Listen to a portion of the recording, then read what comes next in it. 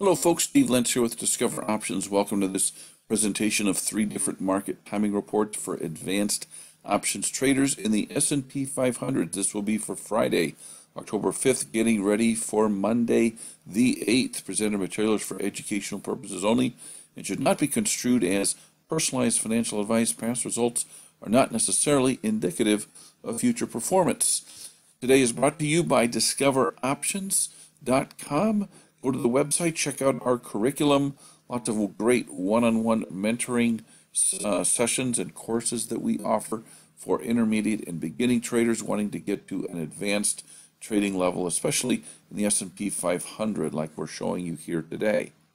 All three market timing approaches pertain to the current market condition, and we define this in three different ways: price action, trend, and the stochastic situation. In terms of price action, we've had two consecutive downside days, lower highs, lower lows. The average true range percent, this last bar, was well over 1%. Okay, all that price action occurred above the 50-day simple moving average. And in terms of the stochastic situation, we're between 20 and 60, and we are trending underneath the 3-day simple moving average. It's called percent D. So this combined set of dimensions has occurred in the S&P 500 roughly 48 times since January of 2000.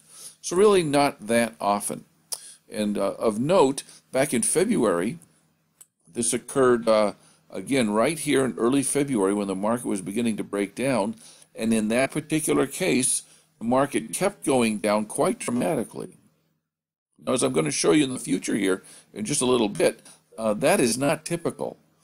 Usually this pattern that you see here is much more one of just a pullback in a bull market. But keep that in mind. This did happen in February, and pretty nasty business if you're trading bull put spreads especially. So let's go to the first report. That's the Condor Butterfly timing report here. And so let's just go right through it here. So we've had, since Jan of 2000, roughly 4,733 occurrences of our current market condition. Now, of those, almost 2/3 have been favorable bars for selling option premium, where the actual 21 bar movement of the index was less than what the CBOE's skew adjusted implied movement was. Okay, about 2/3 of the time works out. Also during that time, our current market conditions, as I mentioned, occurred 48 times. Now, of those 48 occurrences, 72.9% were similarly favorable for option premium selling. That's more than the 65, right, to the tune of roughly 7.8%. So statistically, it's more likely than normal that this current market condition will end up being a favorable one for market neutral option premium selling using condors and butterflies. Okay, now in terms of the bull put spread report, this is predicated on the notion of selling put options roughly 30 days out in time, a standard deviation out of the money. Okay, and if the market hits the short strike, it's presumed that you'll just exit for a loss. Okay, so now of those 4,700 occurrences of the S&P 500 since Jan of 2000, 83.2% of the bars have been favorable for selling put premium, where the actual downside movement was less than what was being implied by the CBOE's skew adjusted VIX movement to the downside. Okay. Now, also during that time, our current market conditions, I said, has occurred 48 times. Of those occurrences, 91.6% of the bars have been similarly favorable for put option premium selling, the way I just expressed. So this implies, now 91.6 is more than the 83.2, so this implies a put option premium selling edge of 8.4%. Okay, 8.4% edge. Statistically, it's more likely than usual that this condition will end up being a favorable one for selling out of the money put premium.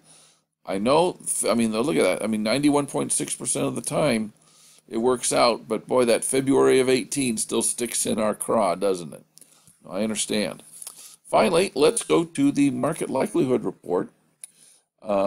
This is where we look at the rates of change every 1, 2, and 3 day rates of change, going all the way back to Jan of 2000, and we compare it to the market condition we have now, what the rates of change and realized volatilities have been. So let's just go to the very top here.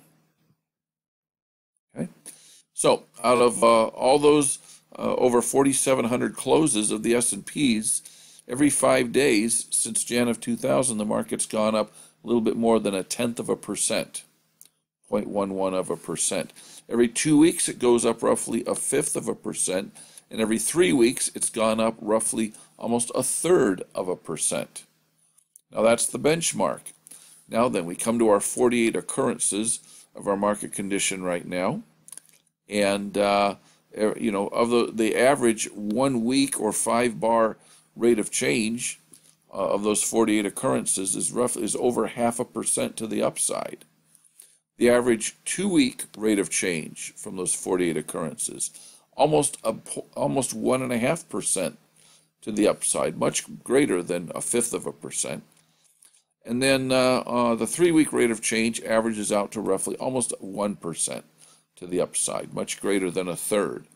So how significant are these differences from the benchmark? Okay. What we do is we divide those differences by the standard deviations up here, okay, to get what's called a z-score. And the z-score, you can see here, is set at about 1/2 a standard deviation to the upside, a full standard deviation to the upside, and 1/2 a standard deviation to the upside. Fairly significant. These are significant z-scores. And so it's quite the bullish market condition, to be quite honest. Now, I like to divide those 48 into those instances where we had the market moving. I didn't label these, but for these, this is when we go above the high on Friday, and this is where we go below the low on Friday. In this case, only 15 times is when it went above the high on Friday, and you can see the z-scores approach 2 standard deviations to the upside, well over a 1.5 standard deviation, and pretty much a full standard deviation to the upside when it goes above the high of Friday. When it goes below the low of Friday, the z-scores are much lower, but still to the upside. All in all, a very bearish situation. Now, here's an interesting point. On Thursday, when the market broke down, you had the 30-day VIX all of a sudden lower than the 9-day VIX. That is a bearish term structure of the VIX.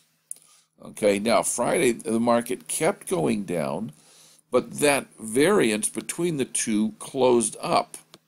Look at that. The variance between the two closed up, and indeed the 9-day VIX even came down a little bit.